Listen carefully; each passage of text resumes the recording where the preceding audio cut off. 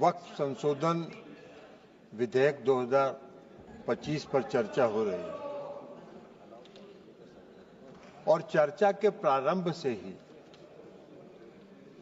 ऐसा माहौल बनाने का प्रयास किया जा रहा है कि जैसे यह कोई वक्फ संशोधन विधेयक जो है ये मुस्लिम विरोधी है। और यह आज से नहीं है।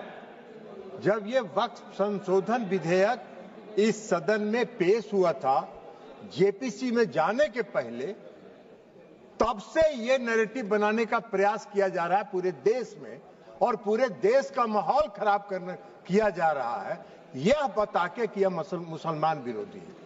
कहीं से ये मुसलमान विरोधी नहीं है, कहीं से मुसलमान विरोधी नहीं है। क्या है वक्फ? वक्फ कोई मुस्लिम संस्था है क्या?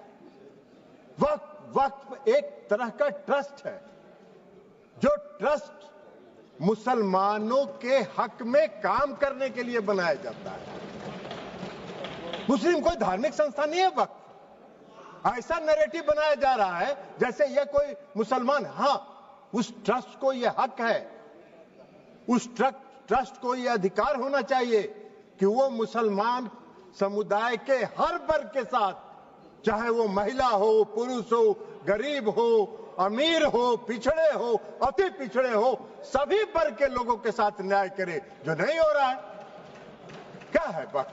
वक्फ तो एक धार्मिक संस्था नहीं है, विनियामक है और प्रशासनिक निकाय है जो मुसलमानों के हक के लिए काम करती है।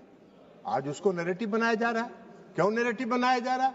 आप मोदी जी को कोस रहे हैं। अरे भाई, मोदी जी का चेहरा अगर आपको पसंद नहीं आता है तो मत देखिए मोदी जी की तरफ, उनके अच्छे काम का प्रशंसा करिए, यही काम करिए।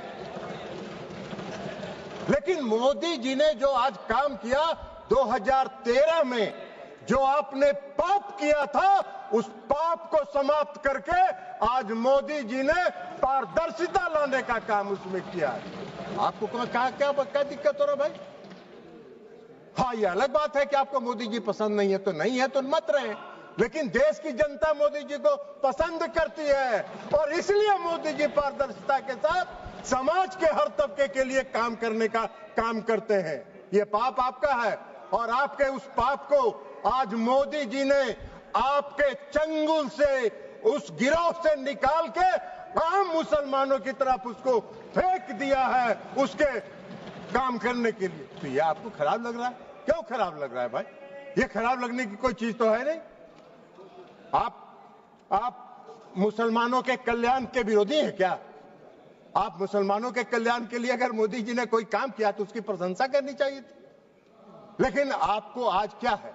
आज इस देश में दो तरह के लोग इस वक्फ संशोधन विधेयक के खिलाफ हैं। एक वैसे लोग जो अपने वोट के लिए धार्मिक मामलों का इस्तेमाल करते हैं, वो इसके विरोध में हैं और वो इसके विरोध में माहौल खड़ा कर रहे हैं। और दूसरे वैसे लोग हैं जिनका इस पर वक्फ पर कब्जा था, वो अपने कब्जे को चंगुल से जाते हुए देखकर आज इसके विरोध में खड़ा है। क्या है भाई? क्यों विरोध कर रहे हैं भाई? इस संशोधन के विरोध का क्या कारण है? कोई कारण नहीं है। वक्फ का जो पूरा कार्यकलाप है, वक्फ का जो पूरा वर्किंग है, उस वर्किंग में तो कहीं से इस संशोधन में हस्तक्षेप करने का कोई अधिकार नहीं है। लेकिन अगर वक्फ के कार्यकलाप में हम कोई हस्तक्षेप नहीं कर रहे हैं, लेकिन हम वक्फ का जो आमदनी है वह आमदनी सही मामलों में मुसलमानों के लिए खर्च हो, इस पर नजर रखने के लिए हम इसमें संशोधन लेके आए। आपको क्या दिक्कत नजर आ रहा है इसमें? इसलिए कि आपको लग रहा है कि नजर में तो आप चढ़ जाएंगे, नजर में तो आपके चढ़ जाएंगे। अब आपका वो चलेगा नहीं जो गिरोह आपका कब्जा में था। मुसलमानों के हक में काम होगा, बेहतर प्रबंधन होगा, धन के दुरुपयोग को रोका जा सकेगा और सिर्फ उसके कार्यकलाप पर निगरानी रखने का तंत्र विकसित किया जा रहा है। इसमें आपको कोई विरोध का आधार नहीं है। और ये नैरेटिव अगर आप बना रहे हैं पूरे देश में, तो अपने लाभ के लिए, अपने राजनीतिक लाभ के लिए, अपने वोट के लिए आप इसका इस्तेमाल कर रहे हैं।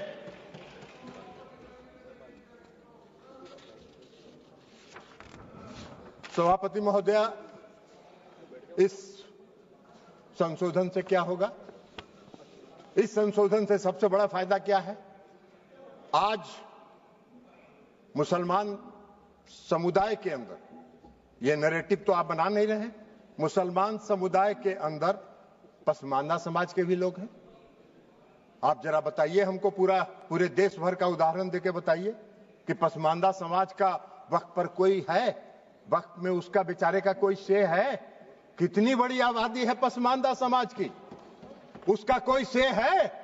आप पूरे देश में, आपके नेता, कांग्रेस पार्टी के नेता पूरे देश में चिल्ला चिल्ला के कह रहे हैं जातीय गणना कराइए, जनगणना कराइए, तो कराइए, तो मुसलमान के पसमानदा के आप खिलाफ कहां? अगर उनको हक दिया जा रहा है और उनको अधिकार दिया जा रहा है।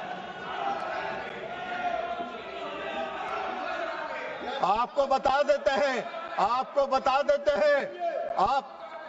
बता देते हैं, आपकी सेकुलरिज्म की एक कांग्रेस पार्टी के एक नेता का कल हम देखे अखबार में एक बयान छपा हुआ है कि जेडीयू सेकुलर पार्टी है, उसको देखना है। अरे जेडीयू को और नीतीश कुमार को आपके सेकुलरिज्म के सर्टिफिकेट की आवश्यकता नहीं है, उसकी आवश्यकता नहीं है।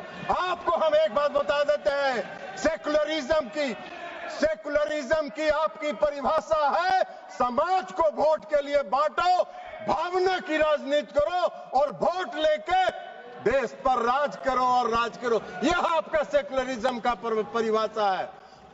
नीतीश कुमार जी का और जेडीयू के सेकुलरिज्म की परिभाषा है कि बिना कोई विवाद किए हुए काम करो, समाज के हर वर्ग के लिए काम करो। आपने तो इस देश में बहुत दिन शासन किया। आपको एक मिनट सुनिए जयप्रकाश जी, आपको बता देते हैं, बिहार में नीतीश कुमार जी 20 साल से बिहार के मुख्यमंत्री हैं। आजादी के बाद से आपने कब तक शासन किया? कांग्रेस पार्टी ने बिहार में कब तक शासन किया? आजादी के बाद से नीतीश कुमार जी ने 20 वर्षों में मुसलमानों के हक में जो काम किया, आजादी के बाद से आज तक नहीं हुआ। क्या हुआ? मुसलमानों के लिए नीतीश कुमार जी ने तालमी मरकज बनाया, हुनर योजना चलाई। भागलपुर दंगा हुआ था, किसके राज में हुआ था? वेणुगोपाल जी, आपके राज में हुआ था। क्या न्याय किया था आपने मुसलमानों के लिए? नीतीश कुमार जी ने एनडीए के राज में भागलपुर के दंगा पीड़ितों को न्याय देने का काम किया। यह काम नीतीश कुमार जी ने किया। आपका सेकुलरिज्म की क्या परिभाषा है? नीतीश कुमार जी ने पूरे बिहार के कब्रिस्तान की घेराबंदी करा दी। आप तो आजादी के बाद से इतना दिन शासन किए, कौन सा काम आपने किया बिहार में और मुसलमानों के हक में, ये बता दीजिए।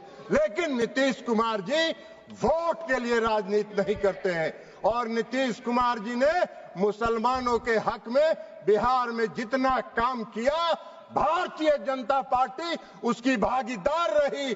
भारतीय जनता पार्टी के समर्थन से ये काम हुआ। आप कहां खड़े हैं जयप्रकाश जी? ऐसे ही चिल्पों करते रहिए, कुछ होना जानी नहीं है।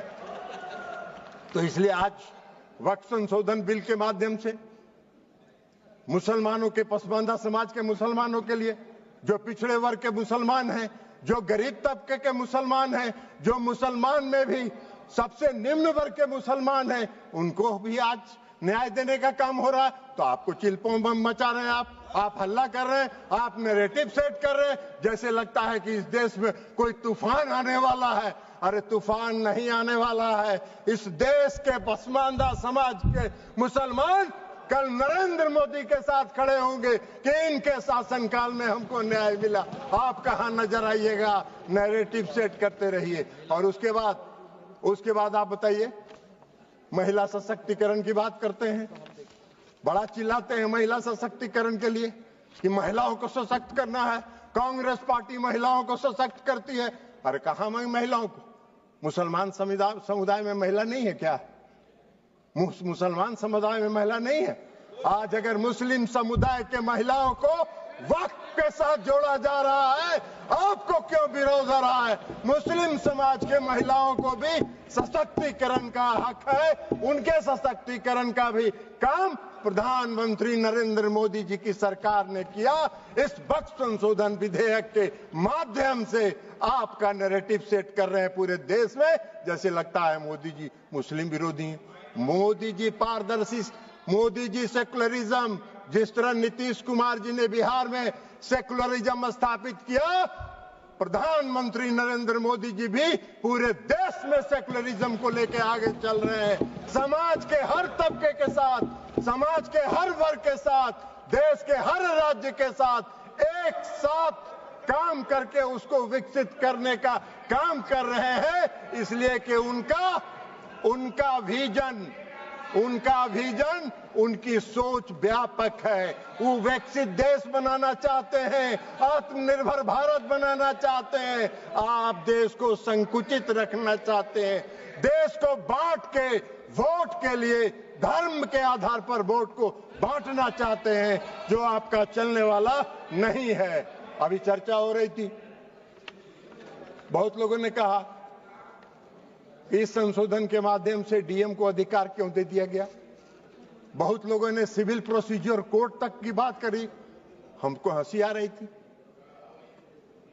सीपीसी से क्या लेना देना है?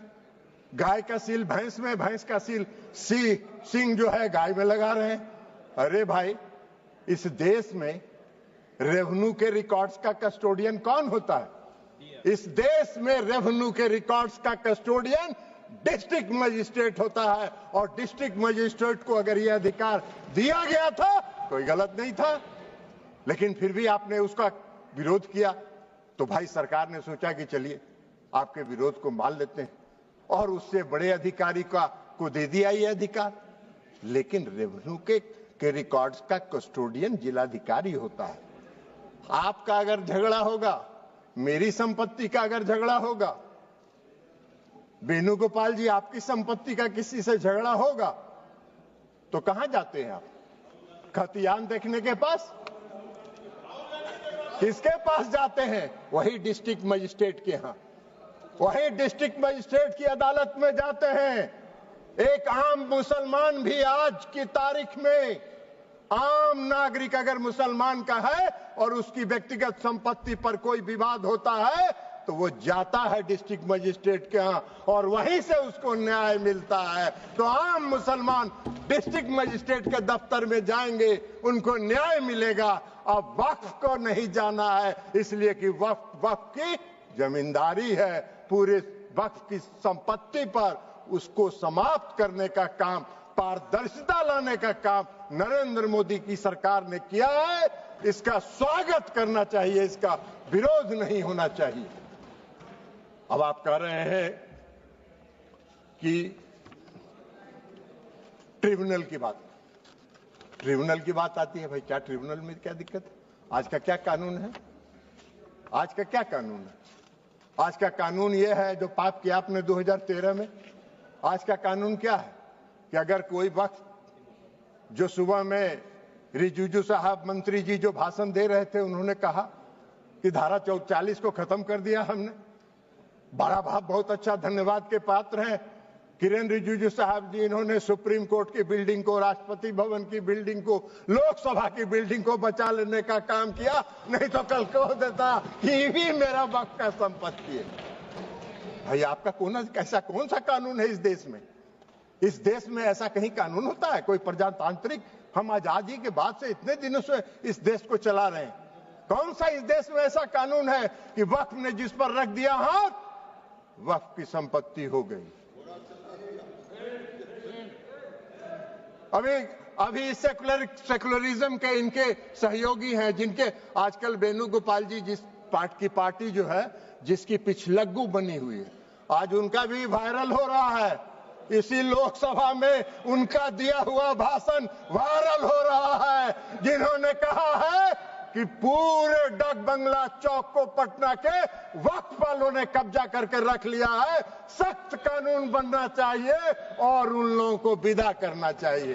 तो यही तो आपका है, यही आपका है, वायरल है। जरा बाहर निकल के वेणुगोपाल जी देख लीजिए, नहीं हो तो बोलिएगा, हम भेज देंगे, मेरे पास भी है, हम भी भेज देंगे आपको, देख लीजिएगा। तो आप आप वक्फ की संपत्ति को अगर आज समाप्त कर दिया उस धारा को, तो बड़ा बढ़िया काम किया। हम धन्यवाद देते हैं रिजिजू साहब के, जिन्होंने इस देश को बचा लिया और इस देश के कई लोगों को इस शिकंजे में फंसने से बचा लेने का काम इन्होंने किया है, इसलिए हम उनको धन्यवाद देते हैं।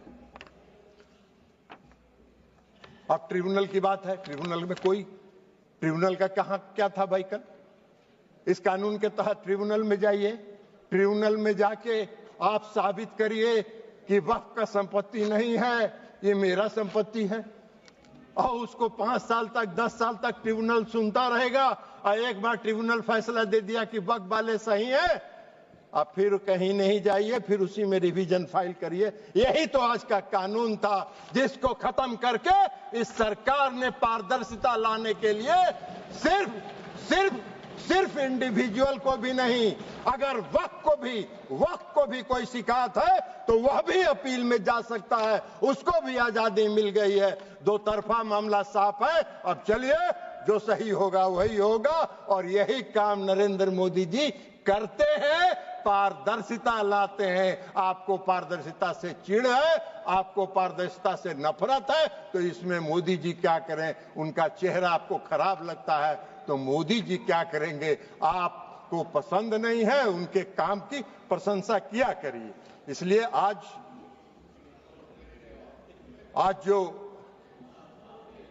ये संशोधन लेके सरकार आई है, ये संशोधन पूरे वक्फ के कार्यकलाप को, पूरे वक्फ के कामकाज पर, पूरे वक्फ की संपत्ति पर, पूरे वक्फ का इस्तेमाल आम और गरीब मुसलमानों के लिए, मुस्लिम महिलाओं के लिए हित में हो, इसकी व्यवस्था के साथ ये संशोधन विधेयक आया है। हमारी पार्टी जनता दल यूनाइटेड इसका पूर्ण समर्थन करती है, पारदर्शिता का समर्थन करती है, और पारदर्शिता को लाने के लिए हम आदरणीय प्रधानमंत्री नरेंद्र मोदी जी का धन्यवाद करते हैं। अल्पसंख्यक कल्याण मंत्री किरण रिजिजू साहब का धन्यवाद करते हैं और अपनी बात समाप्त करते हैं। माननीय